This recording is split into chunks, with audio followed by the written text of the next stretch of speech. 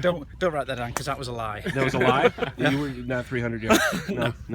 When you saw that last week and you heard, I mean, they hit clubs now in insane distances, Yeah, don't they? it is, isn't it? You know, the last drive of Brooks Koepka, the 3.6, 380 or something with a 3-wood. You know, it's wow. You know, we still play the game the way that the courses were designed. You know, as opposed to other places. And sometimes, you know, you wonder, is this the right way to go? I don't want to get controversial here early on with you, but 8,000 yards, is that the right way to go? Or do we stick to the TPC Sawgrass, which is, I think one day was less than 7,000 yards, which is very short now for tournament play, and yet not many broke par. It's amazing, you know, the risk-reward thing and the way the course is set up, and it didn't, you know, it's just there's two ways of looking at it, you know, but good luck to the guy. You know, he won his first European Tour event on my course in Turkey. Montgomerie Max Royal. Brooks Koepka came down and played there. I was playing in that event, and he was, you know, potentially a star of the future and a star of the present. Yeah. Right in the mould of Dustin Johnson, to be honest. You know, they share the same gym. They seem to have the same sort of personality. You know, nothing seems to bother them or faze them in any way, and that's probably the best thing to do at this game, I tell you. Yeah. Don't worry about it. That's right. Wait, did you work the Open for BBC? Or I didn't this particular year. No, I was over at actually Rhode Island. I was doing a CVS Pharmacy charity classic over there. Billy Andrade and Brad Faxon got me involved over there, which was super, and really thoroughly enjoyed it. And we raised, I think, $1 million on the day for charity, so it's fantastic what they do. Yeah, so I've just come over from Rhode Island yesterday. Okay. What do you think of this place? Well, this is my first time here. I had to defend a title at home, so I couldn't play last year. But this is super. You know, I wish I'd come to University of Wisconsin golf program. I tell you, if this is their own course and what they do, you know, superb. And even to walk into the golf shop to see all the red and white, I think, my God, this is a great program, you know, and excited to play the course tomorrow. Yeah. This tour in general for you, the vibe on this tour versus the PGA Tour, once you kind of acclimate yourself a little to it? It's very different. It's extremely different, and they say it's the best tour in the world, and I agree with them. You know, I'm not saying things against other tours, but there's definitely no envy out here. There's no big egos out here. We've all done okay to be here. And I think that for the first time in my life, I feel that there's a genuine delight for anyone that does well. Genuine. You know, you can say well done or well played, but here there's a genuine delight for anyone that happens to win. And it's a great atmosphere. See the guys, they're talking around. Yes, it's competitive, don't get me wrong. It's when the gun goes on Friday morning, it's competitive. But before and after, the tables fill up with 8 people before the next one starts. You know, this sort of stuff. It's a family, and I really feel part of that now. First time I've joined the PGA Tour as a full member.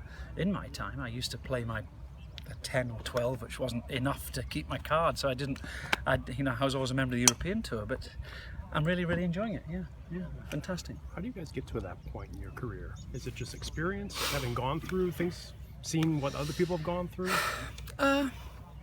I think so. I think you know, you mature and you understand the game. You understand the sponsors. You know, the 2 pro-ams here work very well. You understand without them we don't have a tournament. There's no point in coming here. So we do adhere to that, and it's not always the case in the PGA or the European tours or whoever other tours there are. We get it. We've been there. We started, a lot of these guys are slightly older than me. I'm 54 on Friday, but you know, they start, you know, the 60-year-olds, 58-year-olds out here realize that when we started, we brought our own bag of balls, and the caddy was sent out to pick them up. We knew where we came from in many ways. We understand the days of, you know, getting a brand new car to drive for the week. these days are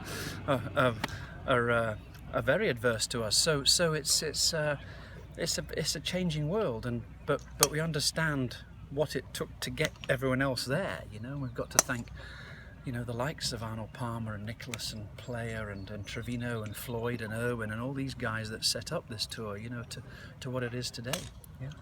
You're playing with Woozy and Faldo, I think. I believe so. Yes. Was there ever a day where that was a quiet grouping, and has that changed? No, that's always been quite a good group. We had Bernard Langer in. Unfortunately, can't make it this week. He's got a wedding on, but we used to play a lot of practice rounds together, and a lot of practice rounds in the Ryder Cup together. I'll never forget at the 17th hole at Valderrama when Seve was our captain, and the four of us were playing together. So Woozy, Faldo, Langer, and myself. In 1997, we knew what we were doing, you know, and we played his hole because he'd redesigned the 17th hole at Valderrama. And we played the hole. He wasn't happy with us the way we played it at all, so he sent us back to the tee and to do it again, you know. And I think to send us four back to the tee to play this hole again, and Woozy's shaking his head, and Faldo's going, "What's going on?" I mean, we'll probably have a chat about that again on Friday. But it's a super grouping, and I look forward to reminiscing with them. We've had a lot of good battles over the years. Yeah. You bring up the Ryder Cup. I asked Miguel in the press conference. Yes. I mean, there doesn't seem to be that edge between the Americans and the Europeans on this tour. That's kind of checked at the door, isn't it? Not at all. I think so. You know, I mean, you know, a lot of us here, you know, from Miguel and from Woozy and Faldo and likes. I mean, you know, I've played Lee Jansen in the singles. I've played Mark Calcavecchia, Scott Hoke. You know, we've played each other in the singles here, and David Toms now. I played him twice. Jay Haas, and so we've played each other in the singles. Never mind four ball or foursome. So it goes back, but that's been, as you say, that's been checked out, and we look forward to the next offering, you know, next year of the Ryder Cup. But yeah, I mean, it goes back, and yes, we can reminisce. But these days we look back on it with great pride and honour that we were part of history, whatever it might have been. Yeah. And competitively, you're doing quite well on this tour. I mean, do you feel good about where your game's at? Yeah, you know, I've been second to my German compatriot the last 3 years out here, you know, and as he said in his speech in Hawaii at the start of the year, there when he was rewarded with the Charles Schwab Cup, you know, he told me to keep trying in front of everybody, which was a bit harsh, to be honest.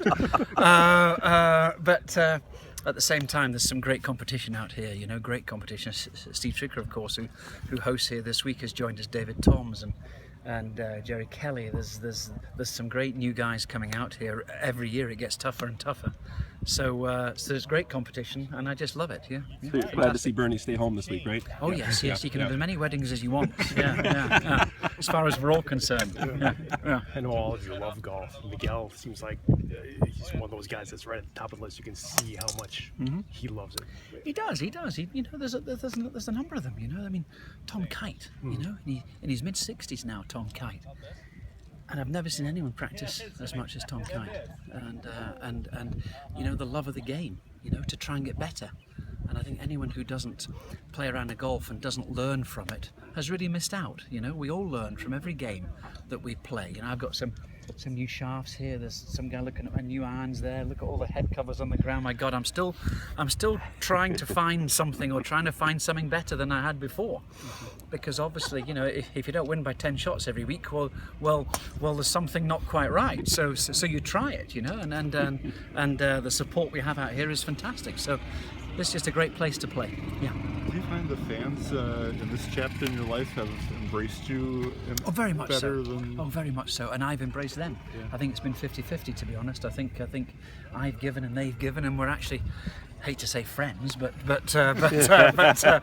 there's certainly a relationship now that never was before, which is super, and I'm really enjoying it. Yeah, and that's why I think I'm playing better as well. I look forward to it. I enjoy it. I think if you guys come to work and you look forward to what you're doing of the day, you'll do a better job than someone who's going to work for a means to an end. Yeah. You know, it's not going to happen. So I think I'm a great believer. If you enjoy what you do, you're usually quite good at it, and I'm enjoying it. Yeah. All right.